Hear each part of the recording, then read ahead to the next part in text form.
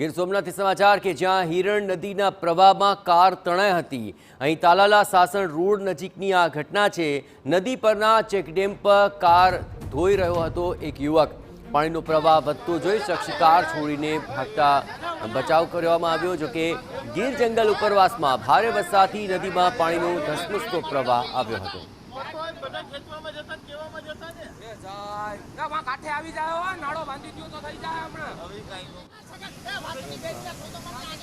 तो कार धोई रह्यो હતો શખ્સ પર પાણીનું વહેણ વધ્યું તો કાર આખરે નદીમાં ખાબકી। ધસમસતો પ્રવાહ અચાનક જ વધ્યો તેને કારણે આ ઘટના ઘટી હતી।